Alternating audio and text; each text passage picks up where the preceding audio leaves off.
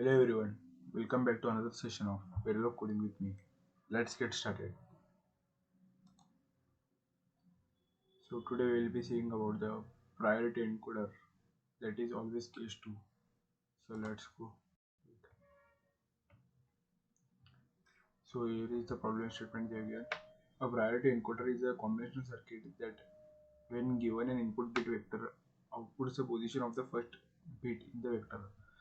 So here we have to design such that it should output the first bit in the vector. Like when you take the little Indian format, it will be from MSB to LSB. So if you go from left to right, you should output the first bit in the vector. That is, if one occurs, then you should output that position. So here they have given the example. You can go through it. So we have to build a 4-bit priority encoder. For this problem, if none of the inputs are high, input is 0. Okay, note that 16 possible combinations. So you can write. So you can write in many ways, but to reduce the problem efficiency,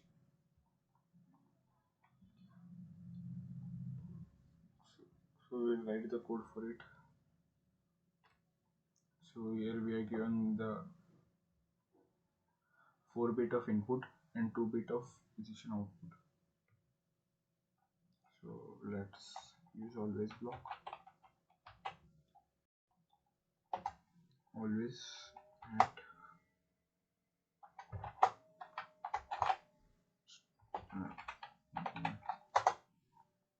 so we'll be using here if statement for if input of 0 means input of 0 is equal to 1.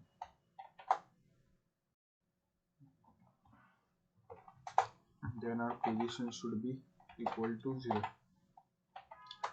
Same with so we have to write else if ladder when input of 1 is equal to 1, then position should be equal to 1.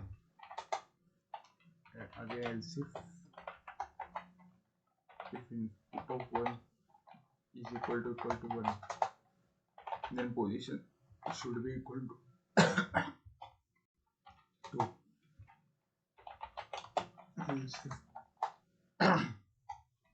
Else if input, so I made a mistake, input of 2, here input of 3 equal to 1, position should be 3, and in else statement you have to write position equal to 0 when none of the conditions are selected. So we have to end the always block. So this code works like this. See, if the input of 0 means at 0th bit position, if 0th bit position is 1, then position is 0, and if input first bit position is 1, then position is 1. Same goes for the rest too, and this one last statement is written for this one. Here they are given whenever an input outputs the position of the first bit, if none of the input bits are high, then the input is 0, output 0. So for that we have written the else statement. So let's submit it and check it. So as you can see, the compilation process has been started.